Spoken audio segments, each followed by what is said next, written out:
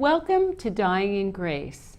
My name is Arlene Stepputat, and I'm here to share with you about death and dying, to reintegrate that most taboo subject, death, into the normal circle of life, for us to befriend death and talk about all aspects of death, dying, and wellness in the end-of-life cycle. Each week, I love to bring one of our community members who has a unique viewpoint and experience, something that is a story I want you, our viewers, to hear. And this week, I'm delighted to have my friend, Rabbi Arthur Gross-Schaefer, with us tonight. Thank you so much. It's an honor to be here, and thank you for inviting me. Well, Arthur, you have many letters after your last name, and I wondered if you could tell people a little bit about your journey, about how did you become a rabbi first, a lawyer first? Could you just give us a snapshot of how you got to where you are, just briefly? When I was 8 years old, I decided to help make the world a better place by working for JFK, even though my family was for Nixon. I was in charge of 2 precincts because we had no Democrats in the area. Wow, and where did you grow up? Sierra Madre, right next to Pasadena. Okay. And I decided that I could maybe change the world by being a good politician in the future. And at age 8, I decided I had to get several techniques down. I had to learn about law, become a lawyer, learn about money, finance, CPA, and also people, social work. So I went about doing all those things. So while I did not get a degree in social work, I was a social worker, and I got a degree in law and accounting. The problem is, as I grew up and started to actually practice those things, my goal of making the world a better place kind of got sidetracked. As a lawyer, I wanted to win. When I ran campaigns, I wanted to win. And I started to fear I was losing myself in the process. So I went to become a rabbi to remind myself who I really wanted to be. So that's why I got all of those various degrees. It was a journey of actually figuring out who I really wanted to be. So I still do law, I teach law, I still do accounting, I still teach accounting, and I'm a rabbi up here in Santa Barbara. So I use all of them, but with a major focus on ethics and helping people unfold into who they really should be. Well, that's a beautiful story, and thank you. I mean, to know that at that age, what your mission, life mission is, you've certainly fulfilled it. And I just want to add for our listeners, our viewers, that you're also an author. I am. And have written 3 books, I believe. Well, 2 murder mysteries. 2 murder mysteries. And an academic book. We'll put that one aside. Right. The murder mysteries are much more fun, I have They to say, are, if you can imagine that. So you'll have people, they're in Chaucer's, people can look. So what I wanted to talk about and why I invited you here is because of the challenge, I would say, between being a man of faith and then having the experience you had of losing your son, and what that did to you and what you and your wife Lori and your whole family did as a result of that. So do you think starting with the video would be the good intro? Is there something you'd like to do to set up the video before we go to it? Yes. Let me set up the video just a little bit. Okay. So this is a video that is now been shown to several groups, primarily at the beginning of our programs that try and bring Jews and Muslims and Christians together, and people on the right or left politically together as well. And the goal is to get a sense of who Avi was, his journey as a young boy, but also he decided to go into the Israeli army. He was a volunteer along with his twin brother Yoav, and they really are identical twins. But then when Avi finished in the army, he went to Brown University, and he believed that peace can only happen by people reaching out. So he started to reach out to pro-Palestinians, even to Palestinians, and actually built a very close friendship with a Palestinian. So you'll see him in his army garb, but I understand that his goal was eventually, how do I try and create peace so my children don't have to go into war, my children don't have to serve. So just have that sense when you see this very powerful video. Okay, thank you, Arthur, for that setup. So can we go to the video, please?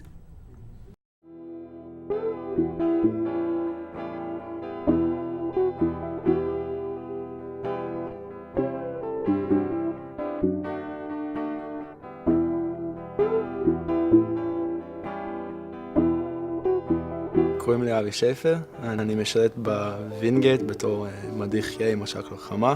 אני גר בקיבוץ עין חרוד איחוד. אני עליתי בארץ בתוכנית במסגרת גרעין צבר ב-2006.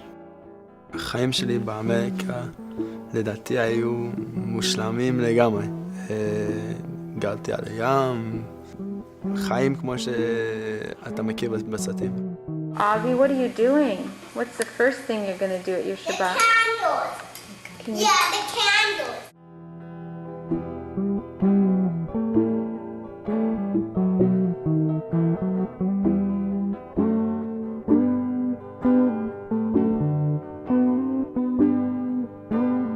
אבל היה חסר משהו. לא הרגשתי שייך לשום מקום. תמיד הרגשתי זר, היו בעיות עם אנטישמיות, ובישראל אני תמיד הרגשתי שזה הבית, שזה המקום שאני אמור להיות. מה אתה אוהב בישראל? חומוס, אפשר להגיד. שאני יכול ללכת ברחוב ביום שבת ולהגיד לאנשים ביום שישי, ולהגיד לאנשים שבת שלום, שאני מרגיש פה שאני שייך.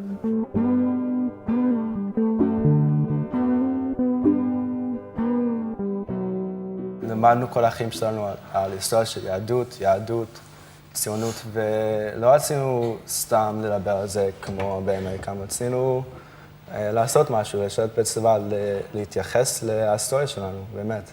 עכשיו, בתוך הנחל אתם לא באותה יחידה, זו הפעם הראשונה בחיים שמפרידים ביניכם, נכון? כן. קשה?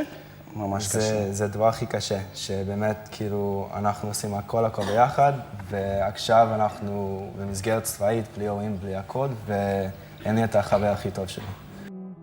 כשלמדתי על ישראל זה ישראל המושלם, בלי בעיות. וכשהגעתי לארץ, הבנתי שזה לא נכון. אני רוצה לגור בארץ, אני רוצה לקיים פה משפחה. זה מושך אותי להישאר פה ולשפר את הארץ ולשפר את הדברים שאני רואה כי בן אדם זר מבחוץ.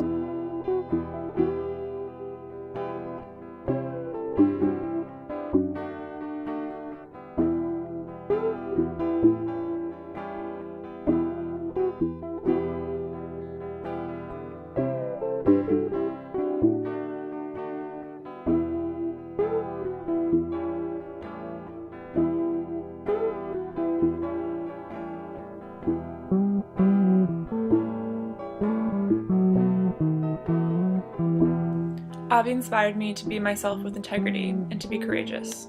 Avi inspired me to work to create dialogue on my campus. He inspired me to want to take an active role in creating peace in the Middle East. Avi taught me that an enemy is somebody whose story you have not yet heard. He allowed me to unclutch my fist and reach out to the other side. He showed me that dialogue is vital for constructing a better future.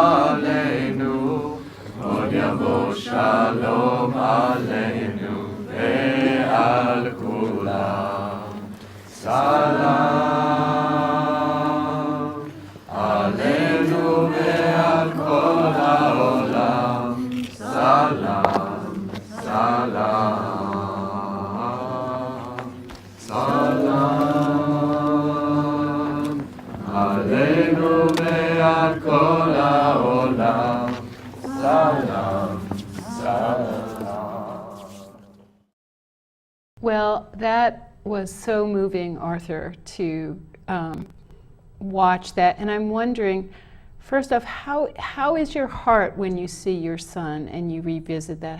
How is it for you to see him alive with his brother? That one is hard. Because in many ways he's frozen at that time period. And his identical twin brother is now obviously, this was 2010, right. And now we're 2018, so he's much older. So we can see how Avi would have looked had he grown older. but in our minds he's still trapped in that one particular age. Mm-hmm. So it's both interesting to see it, and I've seen this video many times, but it's also hard because they always have the what ifs.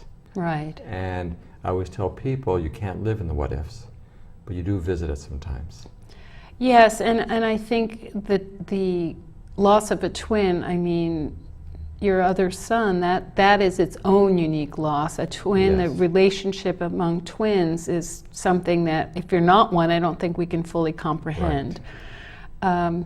Which, by the way, is one of the reasons we did create our fund as a legacy, because I did a lot of research on the death of a twin, and it's not good. If they're identical, the research talks about sometimes how the surviving twin wants to keep the twin who passed away alive, and sometimes will even change their voice or what they do to try and keep that other twin alive, and will spend time to, in a sense, do things in the honor of the other twin, and therefore not really have their own life. And so one reason I wanted the foundation was that we would take care of keeping Avi's legacy alive, so Yoav, his identical twin, would be able to create his own life. And that took a while, but that's happening now. Wow, that's really, I didn't understand that was part of the genesis of that, and that's even more moving to me about the foundation.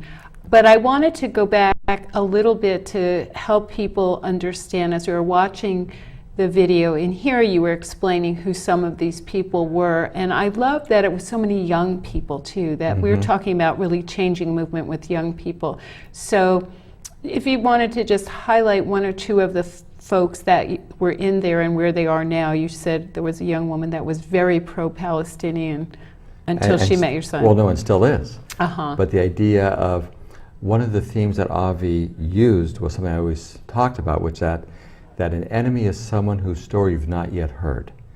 So when you take time to listen to somebody else and see them as a human being, it's not so much the politics anymore.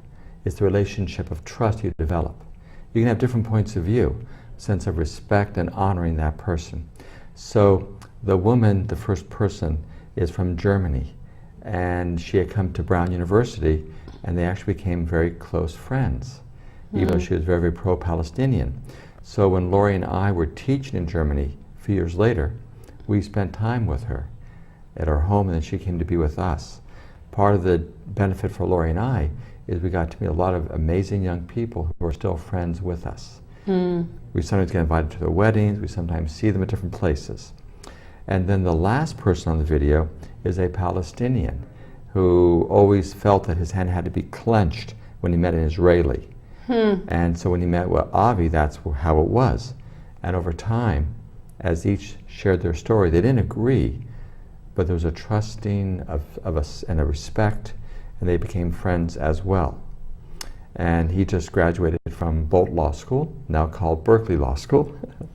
And I was helpful in sponsoring him to become an attorney here in California. So we're friends. So part of the movie is about relationship building between people, even people who disagree very strongly. And we need to be showing others. that all over the country. This movie needs to understand what, it was so beautiful what you said, that Avi's view was an enemy is someone whose story you haven't yet heard. Right. I mean, what great compassion. And then the last scene, a lot of people don't know about the Jewish tradition of often planting a tree. Because when someone dies, we put dirt on top of the coffin, and we'll discuss this more maybe another time, but we don't have strangers do it. So in many religious traditions, they go to a cemetery, the service is over, and then the coffin is lowered. Yes. And then people who work there put the dirt on. Right. The Jewish tradition is no. It's your friends and family that do that. So when Avi was buried here in California, it was so poignant because so many of his friends came from all around the world actually, and they put dirt on carefully and lovingly, and you saw them actually take their hands to smooth it. And so you use then the dirt to cover a coffin, and then you plant a tree in their honor, ideally a fruit tree. And you also put dirt for the new life, the life of the memory, the gift of memory. And every time you get the fruit, you say, oh, this is Avi's tree, this is Avi's fruit. And we actually have several trees planted in Avi's memory, one here in Santa Barbara, but also at Brown University. And then we even have a peace garden in Avi's memory at my university in Los Angeles called Loyola Marymount. So you saw them putting the tree in and then putting rocks. And so those rocks often have sayings on them. So it's a sense that we will not forget. We will still be with you. So it's so rich and so beautiful. And what I want to ask you is, how did you get from the journey of the grief and the notice of Avi's death to moving through to the place where you created the foundation? What was, they say losing a child is the worst loss. Yeah. How did you and Lori together face that crisis? And particularly as a man of faith, was it a crisis of faith for you as well? So the first question is, it was actually not a crisis of faith. Okay. And part of it is because I've dealt with people who have had losses, and my view is that the measure of one's life is not its length, but what you do with the gifts. Right. And that Avi was reaching out to people at Brown University, changing the climate, and that was teaching me. When I went to see him back at Brown the weekend before he was killed, he had raised money for Haiti after their earthquake and had a big program that he created. And because he was so charismatic, he got many people to help him to do that. So you could see who he was. And I was walking with people would stop and thank him for what he had done. And so he had become a man of character. And that was very important to me. And so I saw who he was going to be, and he was a marvel because of that. And so I was sad that I would not be at his wedding. I was sad at those things, but I didn't have a sense of anger. I made sure our family did not go to that point. The question was loss, and how do we want to move beyond that? So for me, it was a way of giving direction. We really had no idea what the foundation was going to do, but I know we wanted to give Avi a sense of identity, so that Yoav could not feel so tied, and so his brothers could also be the same way. But also Lori and I had a place to put our energy, because I didn't want to go to a place of anger, because I knew the lawsuit involving the young man who chose to drive drunk that night and killing him would take a while. But I didn't want that to control who we were or how we responded. Did you feel anger, though, when you first heard the circumstances of Avi's loss? Was that part of the range of emotions that you felt? Honestly, no. It was more the sadness. I think anger hides deeper emotions. Yes, I agree. So it hides. I already knew when they were in the army that I could not protect them. So I already made that transition of the parent who could always protect their children. I knew I couldn't do that. I knew that life, for many people, there are tragedies that take place. So I've already accepted that part of it. And I think that death is not an end to life. I think there's additional things after death. So I felt that I would be feeling Avi's presence. So all those things helped to mitigate. But the loss and the grief, that was tremendous. Yeah. But I didn't let anger control, and I didn't feel that from my wife Lori at all either. I think my sons, yes. Yeah. But that's not where I was coming from. And you have you had 4 children. So we raised 3 others, right? Right, and you still have them. Yes. And they're doing well. They are definitely challenging and doing well. Yeah, well, I think that's part of their job with us too. One of the things that struck me in watching this and you talking about Avi's character is how much he mirrored your decision at 8 years old to make the world a better place, to take at his young age to make a difference and focus. And so I have to believe that part of as they say, that the fruit doesn't fall too far from the tree, that the influence of you and Lori cultivated that kind of activism and loving and compassion and justice, because I know that's very much who both of you are. Right. And it's just a nice testimony to your 8-year-old that you only did it, but it came forward a next generation as well. Yeah, I think actually no one's ever said that, and that makes sense to me. I think for us, though, to see he and Yoav decide to go into the Israeli army at 18, that was hard for us because we knew that the risks were very real. Yes. It's not hypothetical. And to trust them and their decision making, and to say, we trust you and we love you, though our hearts are going to stop a lot because they would call us after a mission or something else. Right. It was hard. Right.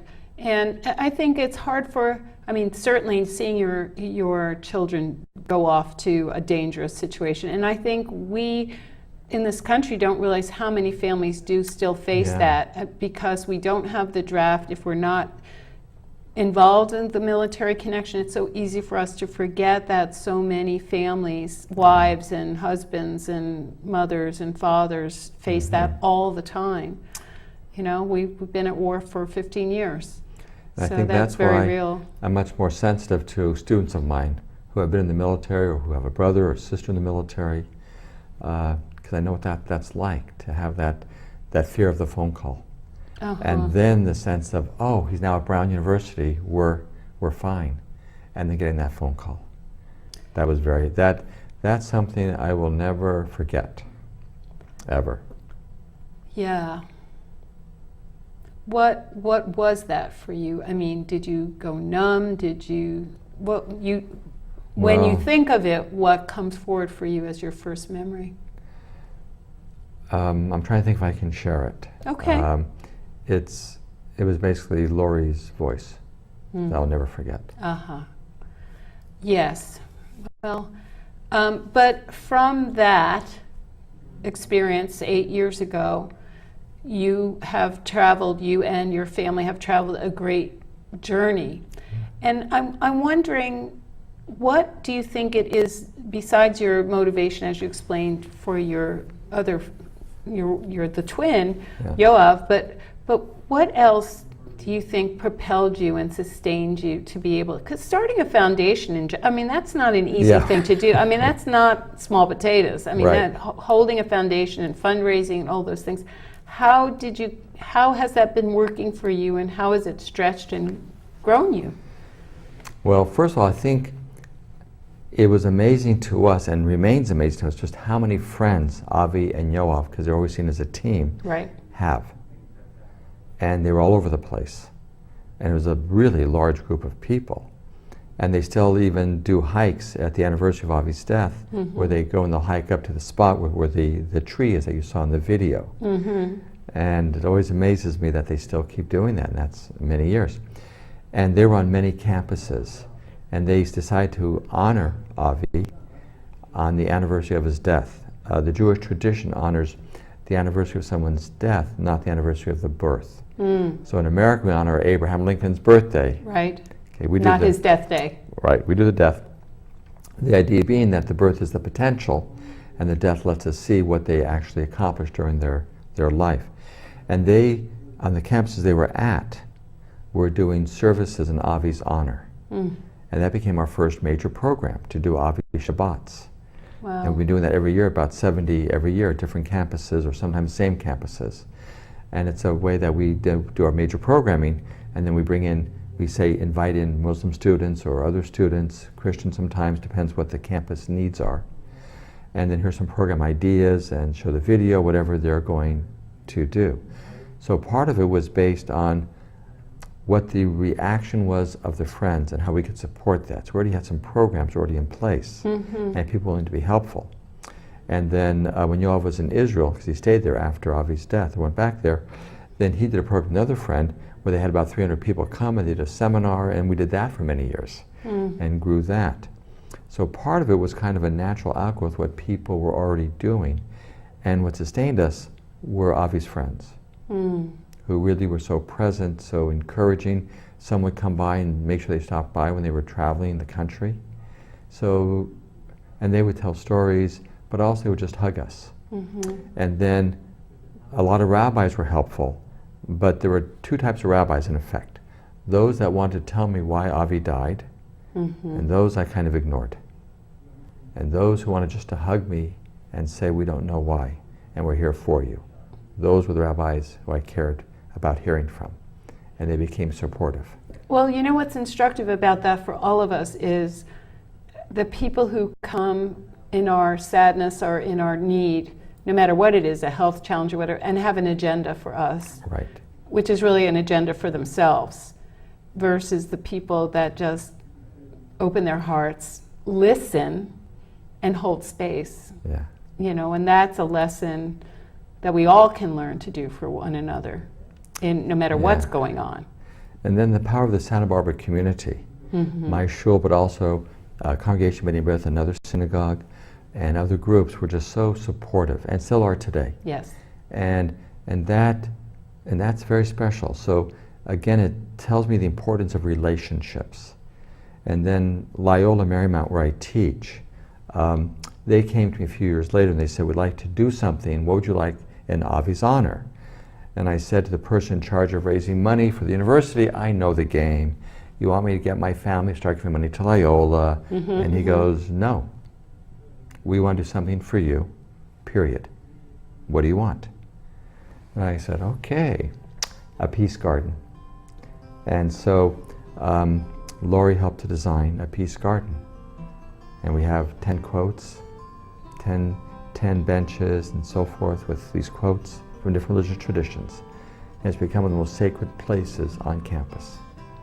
And how beautiful that you can go there anytime because you teach there. Exactly. That's just so beautiful. Arthur, I so appreciate the depth of your sharing, and I feel like I know your son much better. I never had the privilege of meeting him, but I do remember the accident. I knew your family at that point, and I'm so grateful that his legacy lives on through you. I want to thank my team and SBTV.